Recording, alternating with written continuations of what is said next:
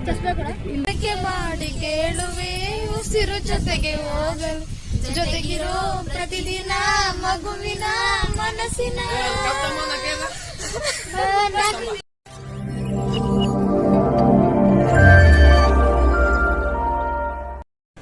Hi guys, ನಮಸ್ಕಾರ. Welcome to my channel my little world love. ನಾನು ಲಾವಣ್ಯ. ನಾನು video ಹಾಕಿದ್ನಲ್ಲ ನನ್ನ ಫ್ರೆಂಡ್ದು ಶ್ರೀಮಂತ ಅಂತ ಅಂದ್ಕೊಂಡು, ಅದು ನೆಕ್ಸ್ಟ್ ಡೇ ಇದು ಹೋಗ್ತಿರೋದು. ನಾವು ಇವತ್ತು ಎಲ್ಲಿಗೆ ಹೋಗ್ತಿದ್ದೀವಿ ಅಂತ ಅಂದರೆ, ಅವರು ಉತ್ತರ ಕರ್ನಾಟಕದಿಂದ ಬಂದಿದ್ದಾರಲ್ವ, ನಮ್ಮ ಕಡೆ ಪ್ಲೇಸ್ಗಳನ್ನ ತೋರಿಸೋಣ ಅಂತ ಹೋಗ್ತಾ ಇರೋದು. ಆಲ್ಮೋಸ್ಟು ಆಗ್ತಿರ್ಲಿಲ್ಲ ಹೋಗೋಕ್ಕೆ, ಆದ್ರೂ ಇವರಿಗೋಸ್ಕರ ಹೋಗ್ತಾ ಇದ್ದೀನಿ.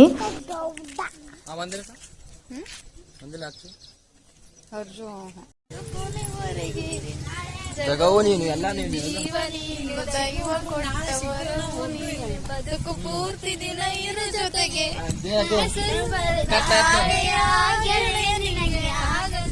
ಹರಕೆ ಮಾಡಿ ಕೇಳುವೆ ಉಸಿರು ಜೊತೆಗೆ ಹೋಗಲು ಜೊತೆಗಿರೋ ಪ್ರತಿದಿನ ಮಗುವಿನ ಮನಸ್ಸಿನ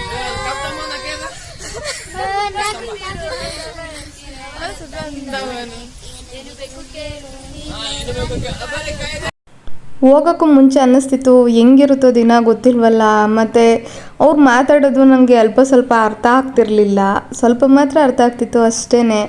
ಮತ್ತು ನನ್ನ ಫ್ರೆಂಡೂ ಇರಲಿಲ್ಲ ಆ ಟೈಮಲ್ಲಿ. ಹಿಂಗೆ ಅಡ್ಜಸ್ಟ್ ಆಗ್ತೀನೋ ಏನೋ, ಮತ್ತು ದಿನಪೂರ್ತಿ ಹೆಂಗಿರುತ್ತೋ ಅಂತ ಯೋಚನೆ ಮಾಡ್ಕೊಂಡು ಹೋಗಿದ್ದು. ಆದರೆ ಅವತ್ತೊಂದು ದಿನ ಪೂರ್ತಿ ಚೆನ್ನಾಗಿತ್ತು. ನಾನು ಎಕ್ಸ್ಪೆಕ್ಟೇ ಮಾಡಿರಲಿಲ್ಲ ಅಷ್ಟು ಚೆನ್ನಾಗಿ, ಅಷ್ಟು ಖುಷಿಯಾಗಿ ದಿನಪೂರ್ತಿ ಕಳ್ಕೊಂಡು ಬರ್ತೀನಿ ಅಂತ ಅಂದ್ಕೊಂಡು. ತುಂಬ ಚೆನ್ನಾಗಿತ್ತು. ನಾವು ಫಸ್ಟ್ ಪ್ಲೇಸ್ಗೆ ಹೋಗಿದ್ದೆ ಯಡಿಯೂರು ಸಿದ್ಧಲಿಂಗೇಶ್ವರ ದೇವಸ್ಥಾನಕ್ಕೆ. ಅಲ್ಲಿ ಮುಗಿಸ್ಕೊಂಡು ನಾವು ಮತ್ತೆ ಬೇರೆ ಬೇರೆ ಪ್ಲೇಸ್ಗಳಿಗೆ ಹೋಗ್ತಿದ್ದೀವಿ, ಮತ್ತು ಮುಂದೆ ತೋರಿಸ್ತೀನಿ ನೋಡಿ. ಇದು ಯಡಿಯೂರು ಸಿದ್ಧಲಿಂಗೇಶ್ವರ ದೇವಸ್ಥಾನ ನಮ್ಮ ಮಾಗಡಿಗೆ ಹತ್ರ ಆಗುತ್ತೆ. ಒಂದು 20 ಕಿಲೋಮೀಟರ್ಸ್ ಮೇ ಬಿ, ಇಷ್ಟೇ ಅಂತ ಹೇಳೋಕ್ಕಾಗಲ್ಲ, ಆಗುತ್ತೆ ಅಂತ ಅನ್ಕೋತೀನಿ. ಬೈಕಲ್ಲಿ ಹೋದರೆ 1 ಅವರ್ ಜರ್ನಿ ಅಷ್ಟೇ, 1 ಅವರ್ 45 ಮಿನಿಟ್ಸ್ ಅಷ್ಟೇ ಆಗೋದು. ಅದನ್ನು ಮುಗಿಸ್ಕೊಂಡು ಅಲ್ಲಿ ದೇವಸ್ಥಾನದ ಒಳಗಡೆ ಎಲ್ಲ ಕ್ಯಾಪ್ಚರ್ ಮಾಡೋಕ್ಕಾಗಲಿಲ್ಲ, ಅಂದರೆ ಪರ್ಮಿಷನ್ ಕೊಡಲ್ಲ ಅಲ್ವಾ, ಹಂಗಾಗಿ ಅಲ್ಲಿ ಮುಗಿಸ್ಕೊಂಡು ನಾವು ಬಿದಿನಗೆರೆ ಆಂಜನೇಯ ದೇವಸ್ಥಾನಕ್ಕೆ ಹೋಗಿದ್ವಿ. ಪಂಚಮುಖಿ ಆಂಜನೇಯ ದೇವಸ್ಥಾನಕ್ಕೆ 161 ಅಡಿ ಇರುವಂಥ ಆಂಜನೇಯ ಇದು ದೇವಸ್ಥಾನ. ತುಂಬ ಚೆನ್ನಾಗಿದೆ. ನೀವು ಯಡಿಯೂರಿಗೆ ಹತ್ರ ಆಗುತ್ತೆ. ನೀವು ಈ ಕಡೆ ಬಂದರೆ ಚುಂಚನಗಿರಿ, ಯಡಿಯೂರು ಆ ಸೈಡ್ ಬಂದರೆ ನೀವು ಆರಾಮಾಗಿ ಈ ಪ್ಲೇಸ್ಗಳನ್ನೆಲ್ಲ ಹೋಗಿದ್ದು ಬರ್ಬೋದು. ಆದರೆ ನಾವು ಚುಂಚನಗಿರಿಗೆ ಹೋಗಿರಲಿಲ್ಲ, ಬರೀ ಯಡಿಯೂರಿಗೆ ಹೋಗಿದ್ದು. ಆಮೇಲೆ ಈ ಆಂಜನೇಯ ನೋಡಿಕೊಂಡು ಮತ್ತೆ ವಾಪಸ್ ಬಂದುಬಿಟ್ವಿ. ಯಾಕೆಂದರೆ ಅವರು ಊರಿಗೆ ಹೋಗಬೇಕಾಗಿತ್ತು, ಅವರು ಪ್ಯಾಕಪ್ ಎಲ್ಲ ಇತ್ತು, ಹಂಗಾಗಿ ಅಷ್ಟೇ. ಆದರೆ ತುಂಬ ಚೆನ್ನಾಗಿದೆ. ನೀವು 1 ಡೇ ಪ್ಲ್ಯಾನ್ ಮಾಡ್ತೀವಿ ಅಂತಂದರೆ ಬೆಂಗಳೂರಿಂದ ಬಂದರೆ ಆರಾಮಾಗಿ ನೋಡ್ಕೊಂಡು ಬರ್ಬೋದು. ಮತ್ತು ಈ ದೇವಸ್ಥಾನದ ಬಗ್ಗೆ ಹೇಳಬೇಕು ಅಂದರೆ ಬಿದಿನಗೆರೆಯ ಪಂಚಮುಖಿ ಆಂಜನೇಯ ದೇವಸ್ಥಾನದ ಬಗ್ಗೆ ಹೇಳಬೇಕು ಅಂದರೆ ನನ್ನ ಪರ್ಸ್ನಲಿ ಒಪಿನಿಯನ್ ಇದು. ಮತ್ತು ಬೇರೆ ಥರ ತಿಳ್ಕೊಳ್ಳೋ ಇಲ್ಲ, ಬೇಕಾದರೆ ಕಮೆಂಟ್ ಸೆಕ್ಷನಲ್ಲಿ ಬೇಕಾದ್ರೆ ತಿಳಿಸೇ ಬಿಡ್ತಾರೆ, ಏನು ಹಿಂಗೆ ಮಾತಾಡ್ತಿದ್ದೀರಾ ನೀವು ಅಂತ. ಆದರೆ ಜಾಸ್ತಿ ದುಡ್ಡು ಮತ್ತು ಇದಕ್ಕೆ ರಿಚ್ನೆಸ್ಗೆ ಬೆಲೆ ಕೊಡ್ತಾರೆ ಇಲ್ಲಿ. ನಾವು ಯಾವ ಥರ ನಾವು ದುಡ್ಡನ್ನ ನೀರಿನ ಥರ ಖರ್ಚು ಮಾಡ್ತೀವೋ ಅಷ್ಟು ಬೆಲೆ ಸಿಗುತ್ತೆ ಅಂತ ಹೇಳ್ಬೋದು. ಏಕೆಂದರೆ ಬಡವ್ರಿಗೆ ಇದು ದೇವಸ್ಥಾನ ಅಲ್ಲ ಅಂತಲೇ ಹೇಳ್ತೀನಿ. ಆದರೆ ಏನೋ ಒಂದು ನಂಬಿಕೆ ಮೇಲೆ ಹೋಗ್ತಿದ್ದಾರೆ, ಮತ್ತು ಅಲ್ಲಿ ಗುರೂಜಿನೂ ಇದ್ದಾರಂತೆ, ಅವರು ಶಾಸ್ತ್ರ ಎಲ್ಲ ಹೇಳ್ತಾರಂತೆ. ಅದು ನನಗೆ ಗೊತ್ತಿಲ್ಲ, ನಾನು ಅದನ್ನು ನೋಡಿಲ್ಲ.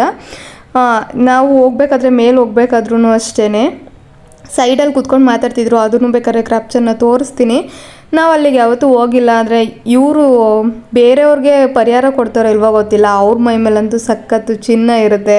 ಅದನ್ನು ಮಾತ್ರ ನೀವು ಕಣ್ ತುಂಬ ನೋಡ್ಕೊಂಡು ಬರ್ಬೋದು ಒಂದೇ ಸಲ. ನೀವು ಅಂದರೆ ಚಿನ್ನದ ಅಂಗಡಿನೇ ನೀವು ಒಬ್ಬ ಮನುಷ್ಯನ ಮೇಲೆ ನೋಡ್ಬೋದು ಅಂತಲೇ ಹೇಳ್ಬೋದು, ಅಷ್ಟು ರಿಚ್ಚಾಗಿ ಕೂತಿರ್ತಾರೆ ಅವರು. ಆಮೇಲೆ ಇದು ನಾವು ಮೇಲ್ಗಡೆ ಬರಬೇಕು ಅಂತ ಅಂದ್ರೂ ಇದಕ್ಕೆ ಎಂಟ್ರಿ ಫೀಸ್ ಇರುತ್ತೆ. ನಾವು ಹೋಗಿದ್ದಾಗ 50 ರೂಪೀಸ್ ಏನೋ ಇತ್ತು, ಇವಾಗ 30 ರೂಪೀಸ್ ಏನೋ ಮಾಡಿದ್ದಾರೆ, 30-20 ಅಂತ ಅನಿಸುತ್ತೆ, ಅಷ್ಟೇನೋ ಮಾಡಿದ್ದಾರೆ, ಕಮ್ಮಿ ಮಾಡಿದ್ದಾರೆ. ಯಾಕೆಂದರೆ ಜಾಸ್ತಿ ಏನು ಮೇಲೆ ಹೋಗ್ತಿರ್ಲಿಲ್ವಲ್ಲ, ಅದಕ್ಕೆ. ನಮ್ಮ ಕಡೆನೂ ಇದ್ದಾರೆ, ಮಂಡ್ಯ ಜಿಲ್ಲೆಯಲ್ಲಿ ಮದ್ದೂರು ತಾಲೂಕಲ್ಲಿ ಗೌಡಗೆರೆ ದೇವಸ್ಥಾನ ಇದೆ, ಲೋಹದಿಂದ ಮಾಡಿರುವಂಥದ್ದು. ಅಲ್ಲಿಗೆ ಯಾವುದೇ ಇದೂ ಇಲ್ಲ, ಯಾವ ದುಡ್ಡು ಇಲ್ಲ, ಏನೂ ಇಲ್ಲ. ನಾವು ನಂಬಿಕೆ ಇಟ್ಟು ಹೋಗ್ಬೇಕು ಅಲ್ಲಿಗೆ, ನಂಬಿಕೆ ಇಟ್ಟು ಪೂಜೆ ಮಾಡಬೇಕು. ಆದರೆ ಇಲ್ಲಿ ಬರೀ ಎಲ್ಲದಕ್ಕೂ ದುಡ್ಡು ಆ ಥರ ಇಟ್ಟಿರ್ತಾರೆ. ಈಗ ತೋರಿಸ್ತಿದ್ದೀನಲ್ಲ ನೋಡಿ, ಅಲ್ಲೇ ಕೂತ್ಕೊಂಡು ಶಾಸ್ತ್ರ ಹೇಳ್ತಾ ಇರೋದು ಅವರು. ಇದು ದೇವಸ್ಥಾನ, ದೇವ್ರ ಬಗ್ಗೆ ಮಾತಾಡೋಕ್ಕೆ ನಾವು ಯಾರು ಅಲ್ವಾ, ಹಂಗಾಗಿ ಹೇಳಿದೆ ಅಷ್ಟೇ ನನ್ನ ಒಪಿನಿಯನ್ನು. ದುಡ್ಡೇ ಅಲ್ಲ, ದೇವ್ರ ಮುಂದೆ ಅದನ್ನು ತೋರ್ಸೋಕ್ಕೋಸ್ಕರ ಹೇಳಿದೆ ಅಷ್ಟೇ. ಫಸ್ಟು ಇಲ್ಲಿ ಶನಿಮಹಾತ್ಮನ ದೇವಸ್ಥಾನ ಇದೆ, ಮತ್ತು ಆಂಜನೇಯನ ದೇವಸ್ಥಾನ ಇದೆ, ಅದ್ರ ಕೆಳಗಡೆನೂ ಗರ್ಭಗುಡಿ ಇದೆ. ಅಲ್ಲಿಗೆ ನೋಡಿಕೊಂಡು ಮತ್ತೆ ನಾವು ಹೊರಟ್ವಿ. ಅಲ್ಲಿಂದ ಬಂದು ಮಾಗಡಿಲೇ ಇರುವಂಥ ಸೋಮೇಶ್ವರ ದೇವಸ್ಥಾನಕ್ಕೆ ನಾವು ಬಂದಿದ್ವಿ. ಎಷ್ಟೊಂದು ಜನ ದೂರದಿಂದ ಬರ್ತಾರೆ, ಮಿನಿ ವ್ಲಾಗ್ ಎಲ್ಲ ಮಾಡ್ತಿರ್ತಾರೆ ಸೋಮೇಶ್ವರ ದೇವಸ್ಥಾನ ಅಂತ ಅಂದ್ಕೊಂಡು. ಇದು 500 ವರ್ಷದ ಹಳೆ ಇತಿಹಾಸ ಇರುವಂಥ ದೇವಸ್ಥಾನ ಇದು. ಆದರೆ ನಾವೇ ಮಾಗಡಿಲಿ ಇದ್ಕೊಂಡು ಏನಕ್ಕೆ ಇದನ್ನು ದೇವಸ್ಥಾನ ತೋರಿಸಿಲ್ಲ ಅಂತ ನನಗಂತೂ ಇದು ಗೊತ್ತಿಲ್ಲ ನನಗೆ. ಆದರೆ ಹೋಗ್ಬೇಕಾದ್ರೆ ಹೆಂಗಿದ್ರು ವ್ಲಾಗ್ ಮಾಡ್ತಾ ಇದ್ನಲ್ಲ ಅಂತ ಅಂದ್ಬಿಟ್ಟು ಇದನ್ನು ಕ್ಯಾಪ್ಚರ್ ಮಾಡಿಕೊಂಡೆ. ಮುಂದಿನ ವೀಡಿಯೋದಲ್ಲಿ ಬೇಕು ಅಂತಂದರೆ ತಿಳಿಸಿ, ನಾನು ಇದನ್ನು ಪೂರ್ತಿ ಇದ್ರ ಇತಿಹಾಸ ಮತ್ತು ದೇವಸ್ಥಾನ ಪೂರ್ತಿ ನಾನು ಖಂಡಿತ ಹೋಗಿ ಮಾಡ್ಕೊಂಡು ಬರ್ತೀನಿ. ಶೂಟಿಂಗ್ ಎಲ್ಲ ನಡೀತಿದೆ, ನೀವು ಸೀರಿಯಲ್ಗಳೆಲ್ಲ ನೋಡ್ತಿದ್ರೆ ನಿಮಗೂ ಅರ್ಥ ಆಗುತ್ತೆ. ಇದು ದೇವಸ್ಥಾನ ಶೂಟಿಂಗ್ ಎಲ್ಲ ಇಲ್ಲೇ ನಡೆಯೋದು. ಸ್ಯಾಟರ್ಡೆ ಸಂಡೇ ಯಾವಾಗ್ಲೂ ಇಲ್ಲಿ ಶೂಟಿಂಗ್ ನಡೆಯುತ್ತಂತೆ. ಆ ಥರ ಸ್ಯಾಟರ್ಡೆ ಸಂಡೇ ಮಾತ್ರ ಪರ್ಮಿಷನ್ ಕೊಡೋದು ಅಂತ ಹೇಳ್ತಿರ್ತಾರೆ. ಈ ದೇವಸ್ಥಾನ ಏನು ಬಾಗಿಲು ತೆಗ್ದಿರಲಿಲ್ಲ, ಆದರೆ ಸುತ್ತ ನೋಡೋಕ್ಕಂತೂ ಚೆನ್ನಾಗಿದೆ. ಗ್ರೀನಾಗಿ ಫುಲ್ಲು ಹೈಜಿನಿಕ್ಕಾಗಿ ಮೇಂಟೈನ್ ಮಾಡಿದ್ದಾರೆ. ಫೋಟೋಶೂಟ್ಗಂತೂ ಮಾಡಿಸಿದ್ದು ಅಂತಲೇ ಹೇಳ್ಬೋದು. ಬೇರೆ ಕಡೆ ಹೋಗಿ ವೆಕೇಷನ್ಗೆ ಅಮೌಂಟ್ ಕೊಟ್ಟು ನಾವು ಫೋಟೋಶೂಟ್ ಮಾಡಿಸೋದ್ಕಿಂತ ಇಲ್ಲಿ ನಾವು ಫೋಟೋಶೂಟ್ ಮಾಡಿದ್ರೆ ಒಂದು ನಮ್ಮ ಕಲ್ಚರ್ನ ಉಳಿಸ್ದಂಗೆ ಆಗುತ್ತೆ, ಮತ್ತು ಇಲ್ಲಿ ಪ್ಲೇಸ್ಗಳನ್ನ ಕವರ್ ಮಾಡ್ದಂಗೆ ಆಗುತ್ತೆ. ತುಂಬ ಚೆನ್ನಾಗಿದೆ ನೇಚರು ಅಷ್ಟೇ. ಇದು ದೇವಸ್ಥಾನ ಒಳಗಡೆ ಈಚೆ ಬಾಗ್ಲಾಕಿತ್ತು, ಒಳಗಡೆ ಇದು ಲಿಂಗ ಇದೆ ಅಷ್ಟೇ. ಬೆಂಗಳೂರಿನ ನಿರ್ಮಾತೃ ಅಂತಲೇ ಹೇಳ್ಬೋದು ಅವರು, ಕೆಂಪೇಗೌಡ ಅವರು ಕಟ್ಸಿದ ದೇವಸ್ಥಾನ ಇದು. ಅವ್ರು ಕುತ್ಕೊಂಡು ನ್ಯಾಯ ಮಾಡ್ತಿದ್ದಿದ್ದು ಆಸ್ಥಾನ, ಪೀಠ, ಮತ್ತು ಎಲ್ಲ ನಾವು ಚರ್ಚೆ ಮಾಡ್ತಿದ್ದಿದ್ದು, ಮತ್ತು ಅವರು ನಡೆದಾಡ್ತಿದ್ದಿದ್ದು, ಅವರು ನೆಟ್ಟಿರೋ ಮರ ಎಲ್ಲ ಸಹಿತ ಇದು ಇಲ್ಲಿ ದೇವಸ್ಥಾನದಲ್ಲಿದೆ, ನೀವು ನೋಡ್ಬೋದು. ತುಂಬ ಚೆನ್ನಾಗಿದೆ ದೇವಸ್ಥಾನ. ಹೇಳೋದಕ್ಕಿಂತ ನೀವು ಬಂದು ಎಕ್ಸ್ಪೀರಿಯೆನ್ಸ್ ಮಾಡೋದ್ರಲ್ಲಲ್ವ ಮಜಾ ಇರೋದು. ನೀವು ಬೇಕಂದರೆ ತಿಳಿಸಿ ನೀವು ಕಮೆಂಟ್ ಸೆಕ್ಷನಲ್ಲಿ. ನಾನು ಪೂರ್ತಿ ವಿಡಿಯೋನ ನನಗೆ ಗೊತ್ತಿಲ್ಲದೆ ಇದ್ರೂ ತಿಳ್ಕೊಂಡು ನಿಮಗೆ ಇಷ್ಟೇ ಸಮೇತ ನಾನು ಈ ವಿಡಿಯೋ ಪೂರ್ತಿ ನಾನು ಮಾಡ್ತೀನಿ ದೇವಸ್ಥಾನನ. ಈಗ ನಾವು ದೇವಸ್ಥಾನ ಸುತ್ತ ಹೋಗ್ತಾ ಇದ್ದೀವಿ. ದೇವಸ್ಥಾನ ಸುತ್ತ ಮಾಮೂಲಿ ಪ್ಲೇಸ್ಗಳಿದೆ. ಅಲ್ಲಿ ಈಶ್ವರ ಇದೆ ಮತ್ತು ಪಾರ್ವತಿ ಇದೆ, ಸತ್ಯನಾರಾಯಣ ದೇವರಿದೆ. ಆಮೇಲೆ ಅಷ್ಟೇ ಅಂತ ಅನ್ಕೋತೀನಿ. ಈ ದೇವ್ರುಗಳೆಲ್ಲ ನೋಡಿಕೊಂಡು ಇಲ್ಲಿ ನಾನು ತೋರಿಸ್ತಿದ್ದೀನಲ್ಲ, ಇಲ್ಲಿ ಮರಗಳೆಲ್ಲ ಕೆಂಪೇಗೌಡ ಅವರು ಇದು ನೆಟ್ಟಿರುವಂಥ ಮರಗಳಿವು. ಮತ್ತು ಎಷ್ಟು ವರ್ಷ ಇತಿಹಾಸ ಇದೆ, ಯಾರು ನೆಟ್ಟಿದ್ದರು ಅಂತ ಅಲ್ಲಿ ಬೋರ್ಡ್ ಹಾಕಿರ್ತಾರೆ, ನೀವು ಓದ್ಕೊಂಡು ಬರ್ಬೋದು ಮುಂದೆ. ಈಗ ನಿಮ್ಮ ರೈಟ್ ಕಾಣಿಸ್ತಿದೆಯಲ್ಲ, ಅದೇ ಮಂಟಪದಲ್ಲಿ ಕೆಂಪೇಗೌಡ ಅವರು ಕುತ್ಕೊಂಡು ನ್ಯಾಯ ಮಾಡ್ತಿದ್ದಿದ್ದು ಅಂತಲೂ ಅಲ್ಲಿ ಮೆನ್ಷನ್ ಮಾಡಿದ್ದಾರೆ. ಇಲ್ಲಿ ದ್ವಾರ ಕಾಣಿಸ್ತಿದೆಯಲ್ಲ ಲೆಫ್ಟಲ್ಲಿ, ಅಲ್ಲಿಂದ ಇನ್ನೂ ಒಂದು ದೇವಸ್ಥಾನಕ್ಕೆ ಹೋಗ್ಬೋದು. ಚಿಕ್ಕದಾಗಿದೆ ನಂದಿ. ಅಲ್ಲಿ ಮೇಲೆ ಹತ್ತಿದ್ರೆ ಗುಡ್ಡ ಥರ ಇದೆ, ಅದು ಮೇಲೆ ಹತ್ತಿದ್ರೆ ನಾವು ಇಡೀ ಮಾಗಡಿನೇ ನೋಡ್ಬೋದು ಅಂತ ಹೇಳ್ತಾರೆ. ನಾವು ಯಾವತ್ತೂ ಹೋಗಿಲ್ಲ, ನಾನು ಯಾವತ್ತೂ ಹತ್ತೂ ಇಲ್ಲ.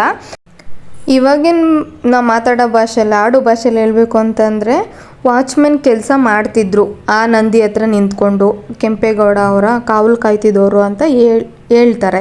ಏಕೆಂದರೆ ಇಡೀ ಮಾಗಡಿನೇ ಕಾಣಿಸೋದ್ರಿಂದ ಇಲ್ಲಿಂದ ನೋಡಿಕೊಂಡು ಅವರು ಶತ್ರುಗಳು ಯಾರ್ಯಾರು ಬರ್ತಿದ್ರು ಅಂತ ಅಂದ್ಕೊಂಡು ಸೂಚನೆ ಕೊಡ್ತಿದ್ರು ಅಂತಲೂ ಹೇಳ್ತಾರೆ.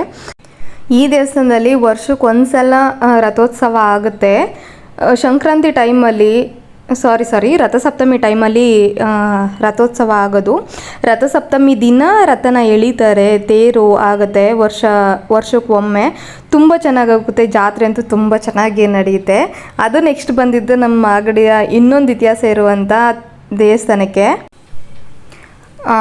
ರಂಗನಾಥ ಸ್ವಾಮಿ ದೇವಸ್ಥಾನಕ್ಕೆ. ತಿರುಮಲೆ ಮಾಗಡಿ ರಂಗನಾಥ ಅಂತಂದರೆ ಅಂತಲೇ ಫೇಮಸ್ ಆಗಿರುವಂಥ ದೇವಸ್ಥಾನ. ಇಲ್ಲೂ ಅಷ್ಟೇ ಶೂಟಿಂಗ್ ಎಲ್ಲ ಮಾಡ್ತಾರೆ, ಶೂಟಿಂಗ್ ಎಲ್ಲ ನಡೆಯುತ್ತೆ. ಇದು ಜಾಸ್ತಿ ಕ್ಲಿಪ್ಪಿಂಗ್ಸ್ ತೊಗೊಂಡಿಲ್ಲ ನಾನು, ಈಚೆ ಅಷ್ಟೇ. ಯಾಕೆಂದರೆ ದೇವಸ್ಥಾನದ ಒಳಗಡೆ ಬಾಗ್ಲಾಕ್ಬಿಟ್ಟಿತ್ತು, ಟೈಮ್ ಆಗಿಬಿಟ್ಟಿತ್ತು ಮಧ್ಯಾಹ್ನ ಅಂತ ಅಂದ್ಬಿಟ್ಟು, ಹಂಗಾಗಿ ಸ್ವಲ್ಪ ತೊಗೊಂಡಿದ್ದೀನಿ ಅಷ್ಟೇ. ಇವತ್ತಿನ ದಿನ ಇದೇ ಥರ ಎಂಜಾಯ್ಮೆಂಟಲ್ಲಿ ಕಳೀತು. ನಾನು ಈ ವಿಡಿಯೋನ ಇಲ್ಲಿಗೆ ಎಂಡ್ ಮಾಡ್ತೀನಿ. ಸಬ್ಸ್ಕ್ರೈಬ್ ಮಾಡ್ಕೊಂಡು ನೋಡಿ, ಮತ್ತು ಕಮೆಂಟ್ ಮಾಡಿ, ಲೈಕ್ ಮಾಡಿ, ಶೇರ್ ಮಾಡಿ. Thanks for watching.